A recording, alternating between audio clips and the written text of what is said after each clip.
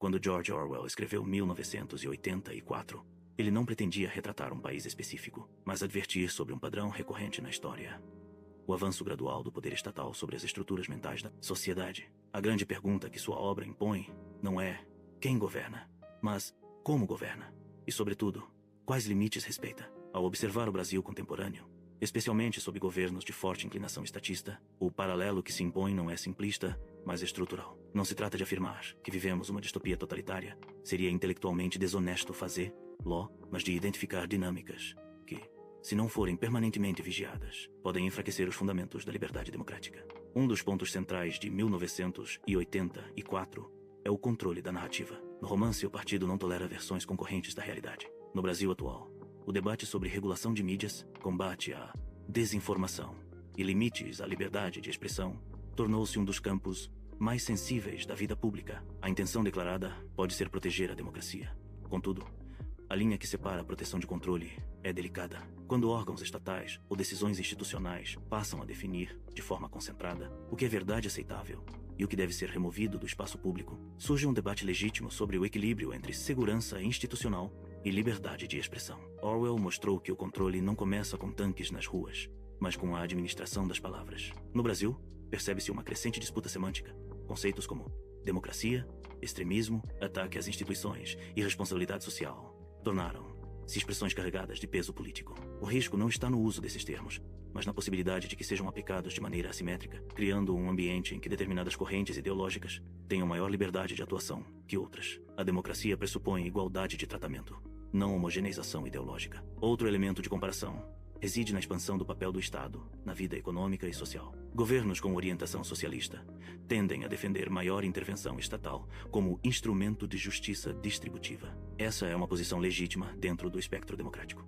Contudo, quanto maior a dependência estrutural da sociedade em relação ao aparato governamental, seja por meio de programas sociais amplos, políticas de crédito dirigidas ou expansão da máquina pública maior, também deve ser o cuidado com mecanismos de fiscalização e transparência. A concentração de recursos e decisões amplia o potencial de influência política sobre amplos segmentos da população. Em 1984, a vigilância constante gera autocensura. No Brasil, não há um sistema formal de vigilância totalitária. Entretanto, a polarização intensa tem produzido um fenômeno social relevante: a intimidação simbólica. Muitos cidadãos evitam expressar opiniões políticas em determinados ambientes por receio de represálias profissionais ou sociais. A cultura do cancelamento, ainda que não seja monopólio de um único grupo ideológico, contribui para um ambiente de tensão permanente. A liberdade formal pode coexistir com o constrangimento informal, e isso merece reflexão. Outro ponto sensível é a relação entre poder executivo, judiciário e legislativo. Democracias sólidas dependem da separação clara de funções e da autonomia entre os poderes. Quando decisões de alto impacto político concentram-se em poucos atores institucionais, cresce a percepção justa ou não de desequilíbrio estrutural. A legitimidade democrática não depende apenas da legalidade formal das decisões, mas também da confiança pública na imparcialidade das instituições. É fundamental reconhecer que o Brasil mantém eleições periódicas, imprensa ativa e pluralidade partidária, elementos que o afastam de qualquer regime totalitário clássico. Contudo, a advertência orwelliana não exige que uma nação esteja em colapso para soar pertinente. Ela funciona como princípio preventivo. Quanto maior o poder concentrado, maior deve ser a vigilância cidadã. A comparação com 1984 não deve servir como arma retórica vazia, mas como convite à maturidade política. Democracias não morrem apenas por golpes abruptos. Podem enfraquecer por erosões graduais, por normalizações sucessivas, por justificativas pragmáticas, que relativizam princípios fundamentais em nome de projetos considerados maiores. O debate sobre o Brasil atual não pode reduzir-se a paixões partidárias. A verdadeira questão é institucional.